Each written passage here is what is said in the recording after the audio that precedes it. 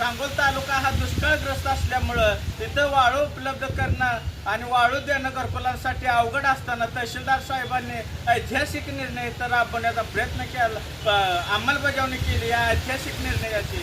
त्यामुळं तहसीलदार साहेबांचं, बीडीओ साहेबांचं, त्यांचे मोरे साहेब असतील, नगरपालिकेचे कोरे साहेब असतील, पंचायत समिती हातीकार साहेब असतील, यांचं सर्वांचं बहुजन समाज पार्टीतर्फे आम्ही अभिनंदन आभार व्यक्त करतो.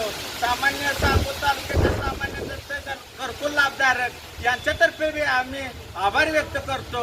अशी लढाई आम्ही कायम लढत राहू, पण जनतेचीही आम्हाला सहकार्य भेटलं पाहिजे. आज वाळू मोफत मिळत असताना या वाळूचा दुरुपयोगही झाला नाही पाहिजे, अशी नागरिकांनी दखल घेतली पाहिजे. कोणी वाळूधारक जर का चोरी करत असेल तर सामान्य नागरिकांनी त्याला सांगितलं, तहसीलदार साहेबांना सूचना केली पाहिजे, तलाठी साहेबांना सूचना केली पाहिजे. ही वाळू ही आपली मालकी आहे, त्यामुळं सामान्य नागरिकांचंही कर्तव्य, तो पैसा आपला आहे, वाळू आपले आहे. त्यांनी तहसीलदार साहेबांना सांगून जी ही वाळू उपलब्ध राहणार आहे ती फक्त घरकुल लाभार्थ्यांना दिली जाईल, याच्यासाठी सामान्य नागरिकांनीही दखल घेतली पाहिजे.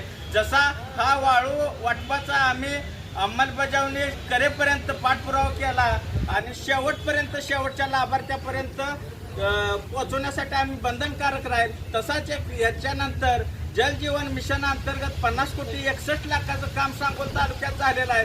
त्यामध्येही भ्रष्टाचार झालेला आहे. जनतेचे 50,61,00,000 तालुक्यात खर्च होऊन सुद्धा सामान्य जनतेला आज तागायत पाणी मिळालेलं नाही.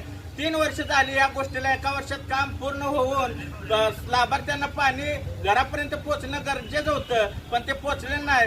1-2 महिन्यात ह्याचाही पाठपुरावा करू. सामान्य नागरिकांनी ह्याच्यासाठी आम्हाला साथ द्यावी असं त्यांनाही आवाहन करतो. जोपर्यंत प्रत्येक घराला पाणी पोहोचणार नाही तोपर्यंत बहुजन समाज पार्टी शांत बसणार नाही. याचा लढा रोडवरचा असेल, उपोषणाचा असेल, कुठल्याही मार्गानं जनतेला न्याय देण्याचा प्रयत्न करू.